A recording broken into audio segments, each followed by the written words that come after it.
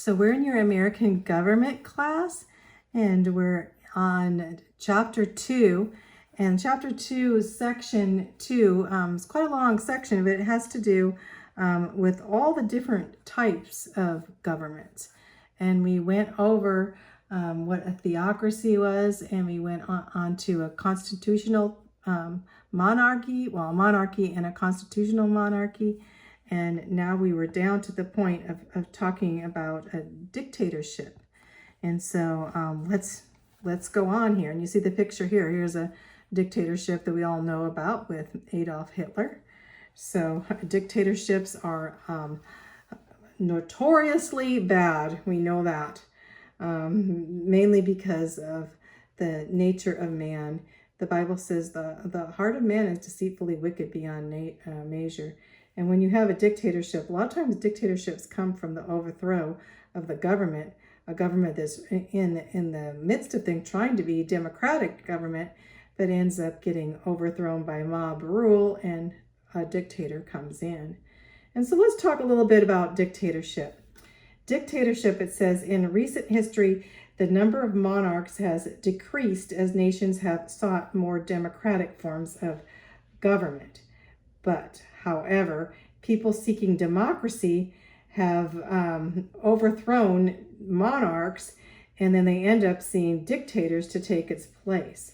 So what you have a lot of time is a democracy saying, a country saying that they want to be democratic, and as they overthrow the monarchy, they end up in a mob type rule, and you have, of course, the heart of man. A totalitarian dictator uses this in this point to come in either with socialism or communism and overcome, or just in military rule and overcome and become that dictator.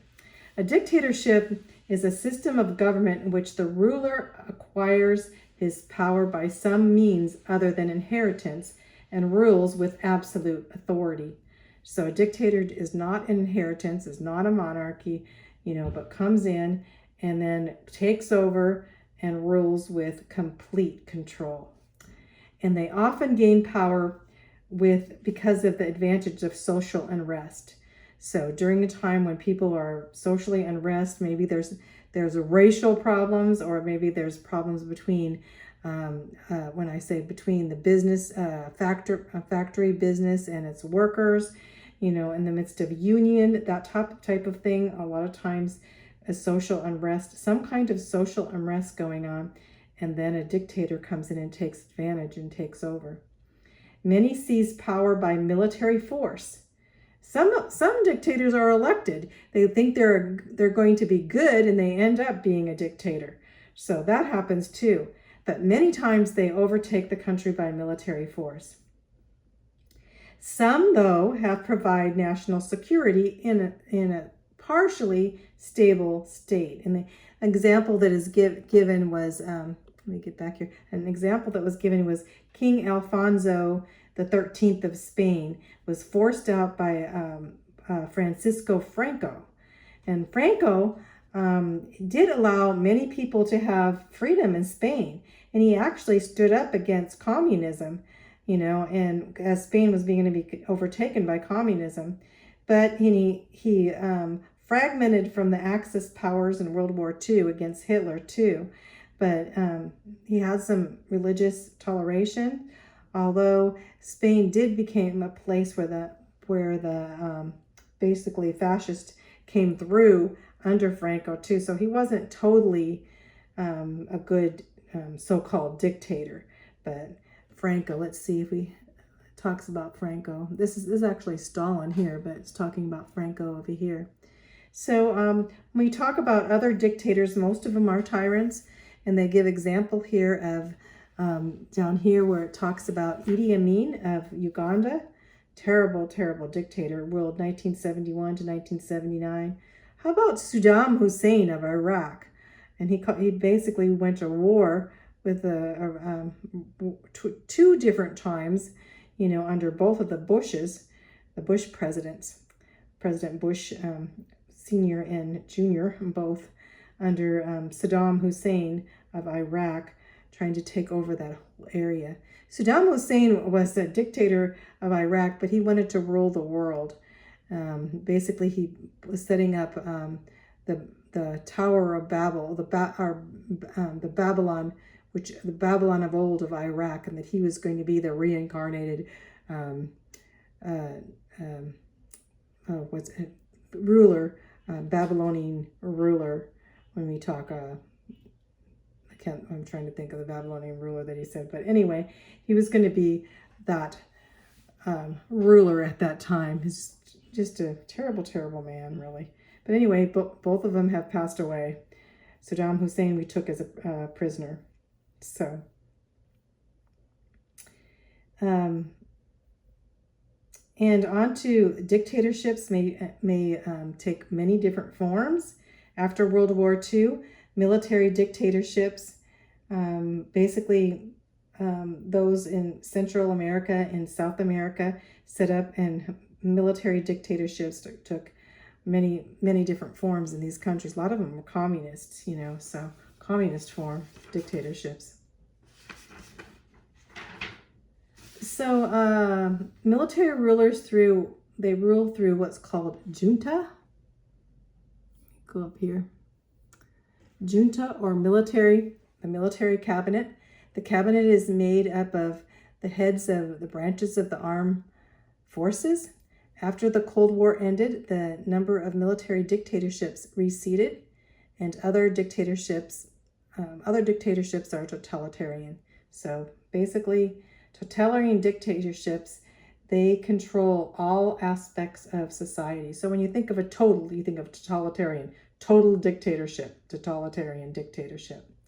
And they have absolute control over the people, and they use coercion and complete subjection of the individual to the state. So basically, everyone is subject to the state no matter what, even if you don't want to be subject to the state. So let's go. It talks about fascism. So fascism being some of the fascist leaders. Fascist is a form of socialism that leads to dictatorship.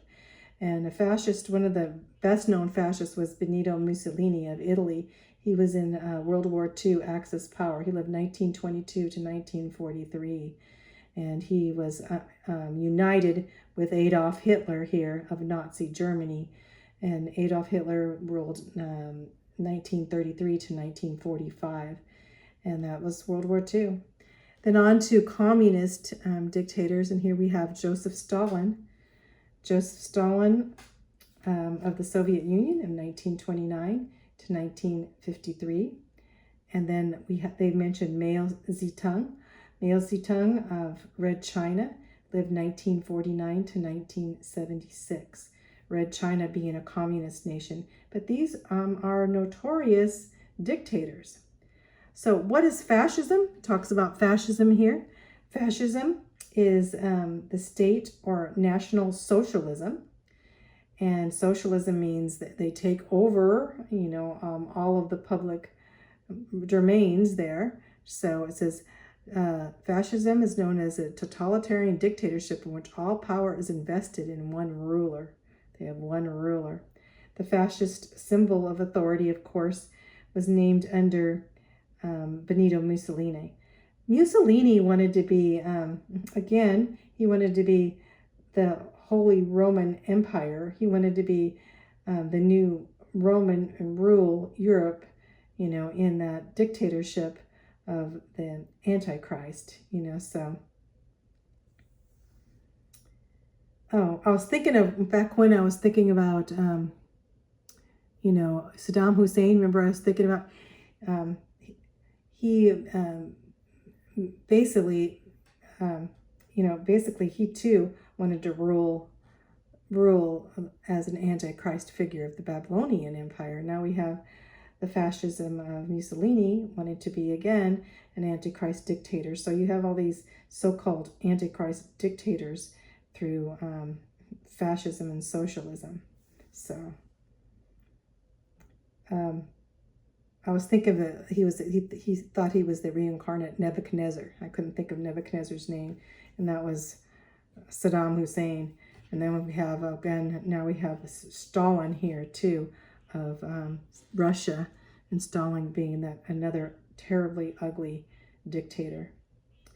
The fascist attempt to put all power into the hands of one man, to make that man the symbol of the, basically, I say the symbol of the Antichrist, the New World Order, and that actually proved foolish during this time. Fascist regimes were always unstable. One man ruling is very unstable. Rule by is unstable because men are sinful, and basically the sinful man ruling the country causes a lot of takeovers and those being assassinated too. So fascism, as emphasis is on is fascist on all emphasis on order, could not provide stability for the nations. Fascism does not provide stability. It actually provides disorder instead.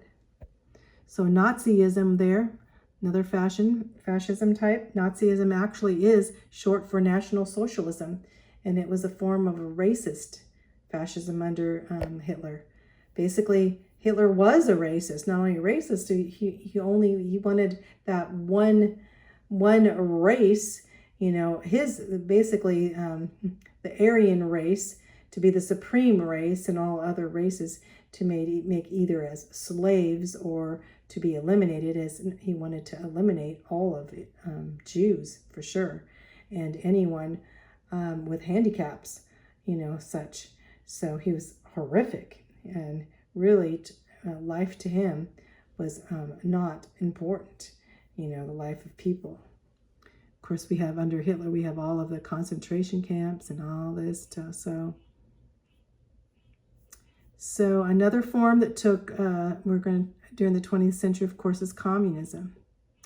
So communism, we see here, is a totalitarian dictatorship by one or more persons that advocates the violent, revolutionary overthrow of existing economic, political, and social order, and sets up a tyrannical state that dominates the person, property, and thought of all citizens by means of physical and psychological force and terror. Communism is horrific. And you can imagine when you think of communist countries killing, hundreds, I should say millions of people, So it is totally, here it says, the epitome of rebellion against God by Satan and fallen humanity, and is diametrically opposed to everything represented by the Christian religion and the American Republic.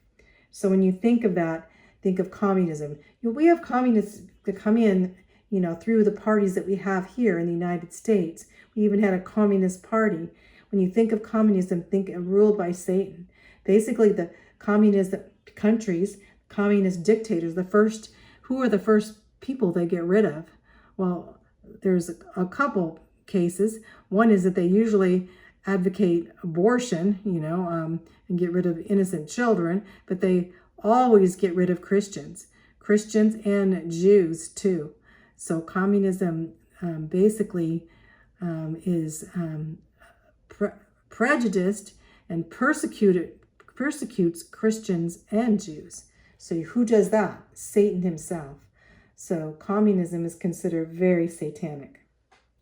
In fact, communism comes from Karl Marx. Marxism. Karl Marx lived in 1818 to 1883. Karl Marx had the basic ideas of socialism, social evolution, he called it.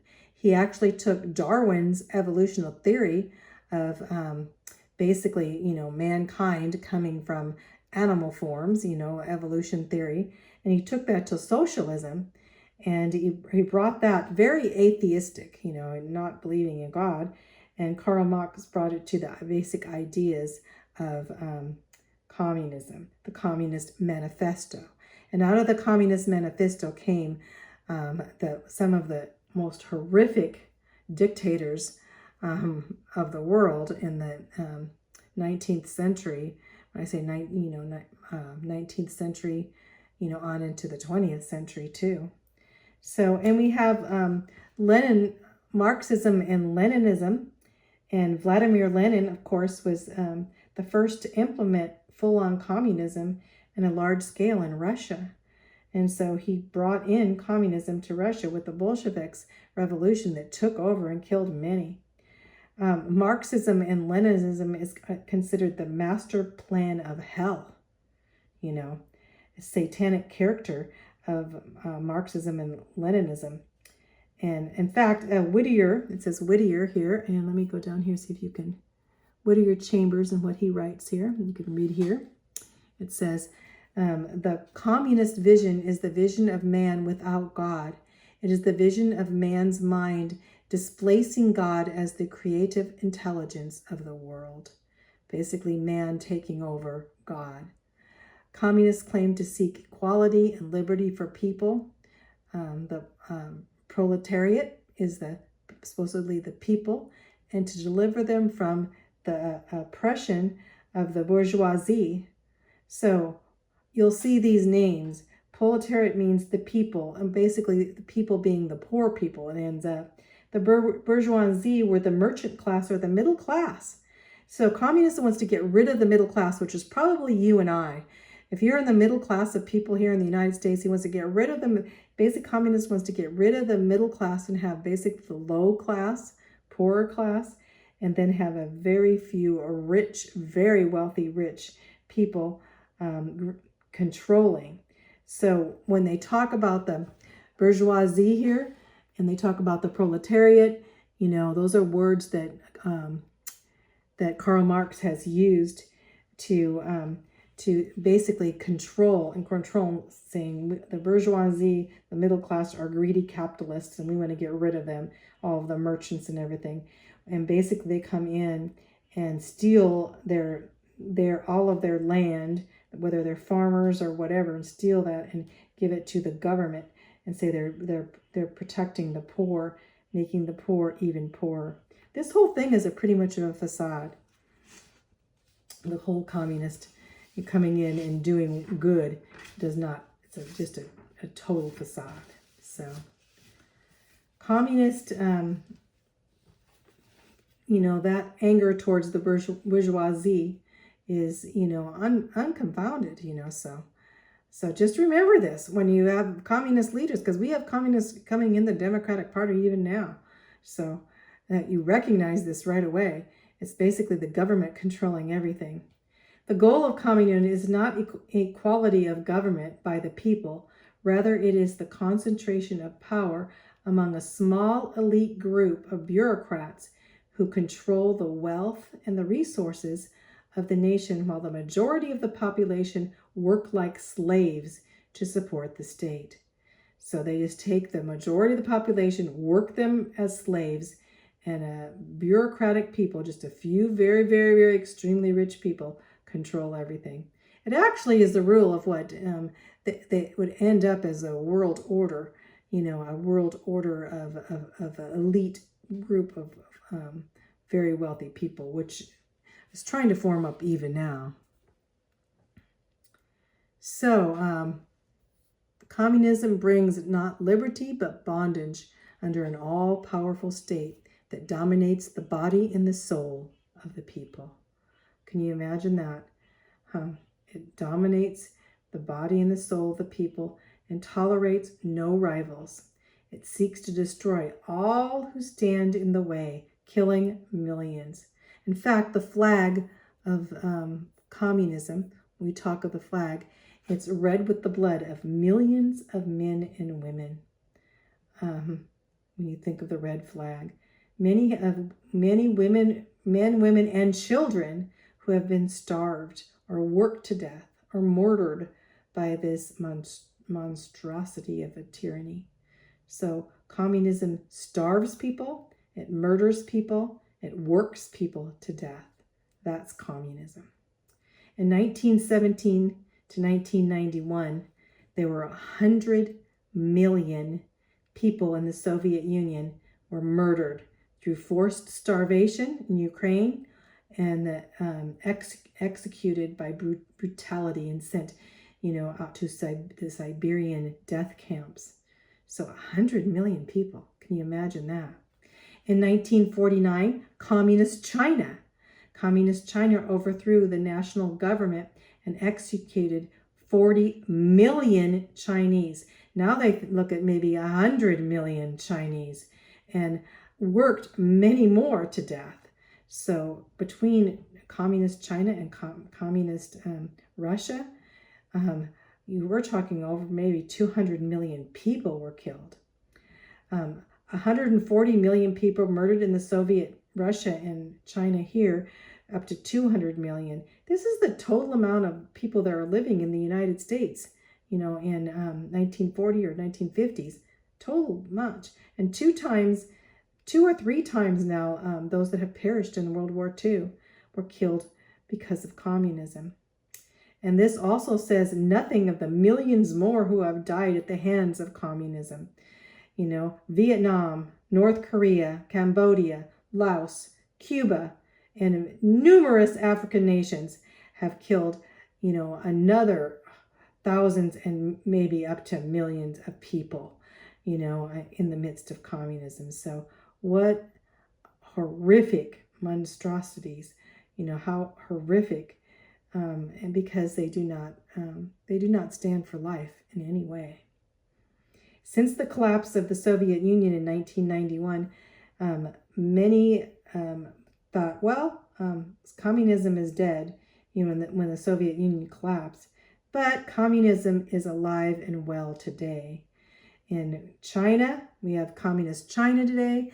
We have from Communist China, we have North Korea, we have Vietnam, alive. We have countries in Africa, communist countries still that are alive and well. The Marxist country of North Korea, of course, here is one of the worst, very belligerent dictator that intimidates its neighbors and says that we have nuclear weapons and we can actually bomb whoever we want to bomb, right? In North Korea, and starving its own people. Basically, North Korea and the leadership there, and starving its own in the midst. We see horrific things, and you wonder, about those poor people living under communism there, still having outright control and influence. Communism still has influence throughout the world, even in Russia now. Some of the old communist ways are coming back. So now let's talk about socialism. Socialism is basically something that is not really a type of government, but socialism reacts in these dictatorships, we know. So what is socialism? Because some people think socialism's okay. It's not just communism, it's socialism. Okay. Socialism is as evil as communism. So let's talk about what socialism is. So socialism basically was represented in these fascist governments of Nazi Germany and onto Benito Mussolini's fascist government. So they're dictating these dictatorships, and also socialism is rampant in communist and other socialistic states, So in fact, the communist Russia was called the Union of Soviet Socialist Republics, saying we're socialists. And so the strategy of communism states it introduces socialism into the nations so that it can be receptive to the Marxist ideas of communism. So let's go on to the next page. There's not too many pictures here. Sorry about this, but it's going on and I'm just kind of going through the text. But here, Nikita Khrushchev said, "We cannot expect Americans to jump from capitalism to communism, but we can assist their elected leaders in giving doses of socialism until they suddenly awake to find that they have communism." So what he was saying, Nikita Khrushchev, he was a Soviet leader, communist, was saying, we can't really expect that, America's going to totally just jump into communism, but we can try to assist their leaders and give them doses of socialism so that they'll have communism. So we have to be careful of that. And we have a lot of socialism creeping in to our government and all of the governments of the world too. Socialism is not a form of government per se, but a system of government control over the economy of a nation. Basically, the government taking over the economy, the money, the economic system here. So the economic system is socialism's key is that the government, in fact, it's called the Keynesian type of economic system. It's basically socialist comes in and says, let's the government spend, do this, take over, so take over all of the rights of the individuals. So socialism basically says that the government's in control and individuals should not own or control the natural resources of a government. So it takes away all of the properties of the individuals of the country and puts them into the government control. Such things as soil, minerals, timber, and anything's a means of production like farms, factories, communication, transportation, all put in government's control, even to the point of becoming a dictatorship. But socialism is more, here we have down here is more than just an economic system. It's also a political movement. A political movement seeks political change through legislation and government regulation. So it's a political movement. Socialism is in politics. It also is a social theory. Socialism maintains that individuals are very unimportant and basically compared to the welfare of the total group. So it says we don't really care so much about the individuals, but we care about the total group, or the total group theory of socialism. And the worst part of this is that it's also a religious faith, because it insists that man is basically good and not evil, and that man has been corrupted by society. This is very humanistic, and basically saying man's goodness will be expressed if man has the right environment. So basic here, socialism insists that man is basically good. We know from the Bible that man is basically evil. In fact, the Bible says that the heart of man is beyond evil. It's horrific, and it needs to be regenerated by the power of the Lord Jesus Christ. As a person comes and gets born of the Spirit, is born again, and God gives us a new heart. Socialism does not believe that. They believe that man is basically good and that man's goodness will come out, which it has failed to do in history. So socialism is very deceptive. It begins with high-sounding phrases, like one phrase of the socialism would be, let's move down here. Let's go back. Sorry. It begins with the sayings like, from according to his ability to according to his need. We have these benevolent ideas centered on bringing about equality, beyond the scope of equal justice under the law. But socialism, in order to achieve its goal, it has an artificial equality. Of course, socialism is not equal, because basically they're trying to make all people equal. Everybody is in the same class, but the class is a low poverty class.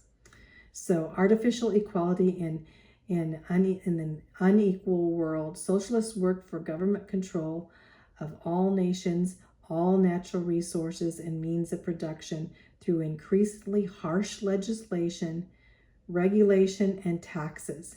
It penalizes productive and subsidizes the slothful. So socialism says it's okay to be lazy. We found that because, are basically saying lazy, the government's going to provide for everything. So people become lazier and then basically not productive. They're not going to work for their own good, so you have these little robot-like figures. The socialists insist that government must be stringently regulated and controlled, and they'll control government's control of all the nations and institution. So the government must stringently control the home, the church, the school, and all of its economic, cultural, and political and social activities. Socialists control everything. The home, the church, they'll come in to take over the church, the school, the economics, the money situation, the culture, social activities, all controlled by the socialist state. And of course, this socialist state, the citizens will not be free. In fact, they'll be controlled. So it could be, socialist states could be democratic or autocratic. They've been run by many. There's a lot of democratic socialist countries in Europe, with socialism there, and socialism is very against Christians. So if you go into a socialist country, of Europe, you'll go into a country and you will not be able to give the gospel because they really don't believe in the gospel, so very humanistic, very secular in their nature. So, and many of the world systems are susceptible to the siren song of socialism, as socialism trying to appeal to people, so let me move up here. The appeal of socialism is to human weakness, the desire to avoid responsibility, and the craving for material gain. It offers security as a substitute for opportunity. The price is freedom. So Charles B. Schumann says that the price for socialism is going to take away your freedom.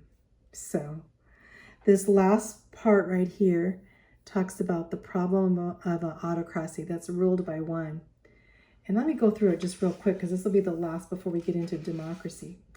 So autocracy or autocracy, however you pronounce it, basically is one ruled by a monarch or a dictator or totalitarian or a tyrant. All these are called basically ruled by one. It puts all the political power in the hand of one person or a small group of people. And it will lead to major problems because even good kings abuse their power. You think in the Bible, you think of King David or King Solomon or King Hezekiah or Uzziah. They were good kings, but they held absolute power, but they too had problems in ruling. And we'll find that throughout the Bible, and you can look that up. And a lot of them abused power too.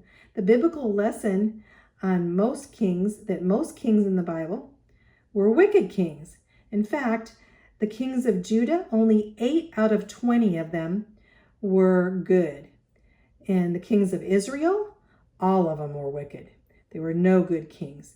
No good kings in Israel, and out of Judah, there were only 8. So basically 8 out of the whole kingdomships of Israel and Judah put together, there were only 8 good kings, out of, many, 8 out of 20, and then how many? 20 some in Israel. So 8 out of 40 some. History over time, that absolute rulers will seek God's role or desire the worship from God.